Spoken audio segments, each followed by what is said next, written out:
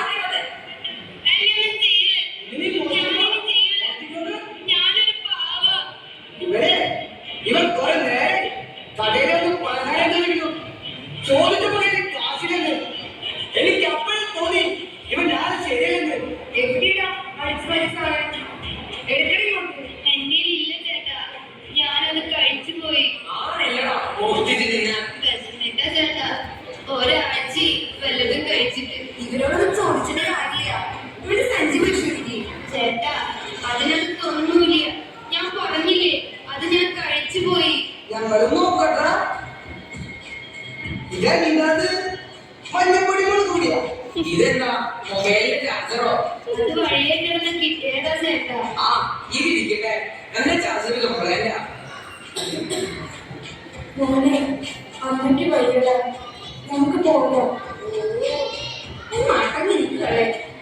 ഇതിന് വൈകിച്ചിരുന്ന് വെച്ച് ഡോക്ടർ എങ്ങോട്ട് പോകില്ല.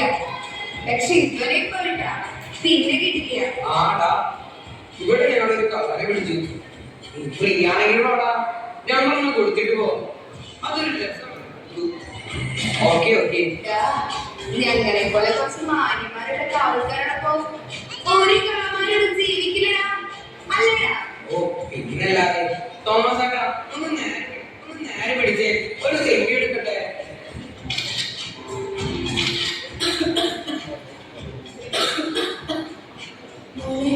അവരെ വിട്ടേക്കടാ, നമുക്ക് പോകാം.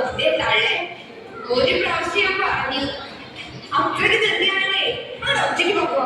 എന്താ തോന്നിയത്? അവനൊരു പാവല്ലേ, അവനെ വിട്ടേക്ക്. പണി ചെയ്ത് വേണ്ടേക്ക്.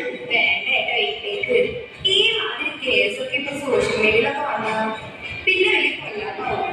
അതെ ശരിയാ, നല്ല അറിവ് വിട്ടേക്കാം.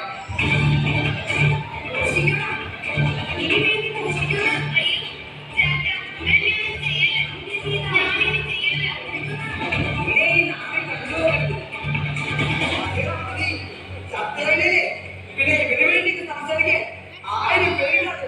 വിട്ടേക്ക്. ഈ അമ്മയിൽ എന്ത് നോക്കിക്കാ ജയിലില്ലേ? വാ ഇങ്ങോട്ട്.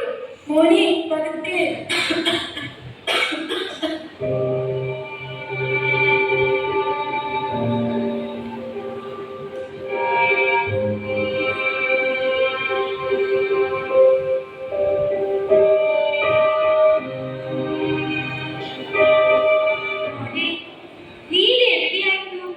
കഴിക്കാനെന്തെങ്കിലും വാങ്ങിച്ചോണ്ട് ഇപ്പൊ വരാന്ന് പറഞ്ഞിട്ട് എത്ര നേരമായി ഞാനിവിടെ ഇരിക്കുന്നു.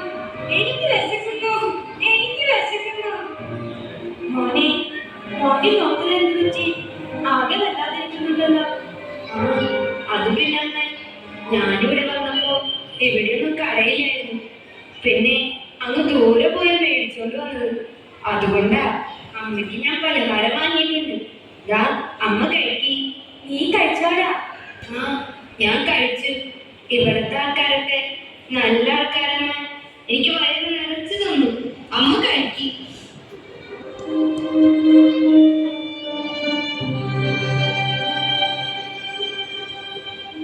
ഒന്ന് വേഗം നടക്കും.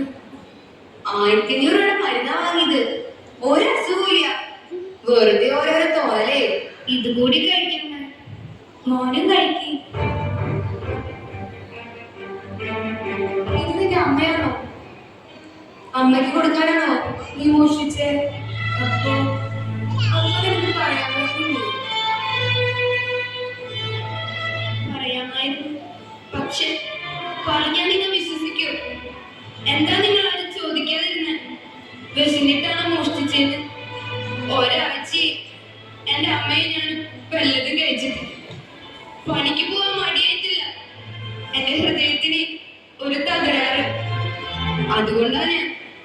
പക്ഷെ എന്റെ സുഖമില്ലാത്ത അമ്മ പട്ടിണിക്കിട്ട് കൊല്ലാൻ പറ്റും.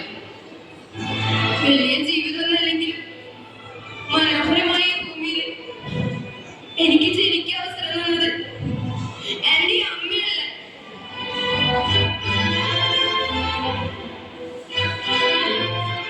ഞാനോട് ക്ഷമിക്കണം. ഞാനൊരു ഹാർട്ട് പേഷ്യന്റ് ആണെന്ന് എനിക്കറിയില്ലായിരുന്നു. എന്നെ കുറിച്ച്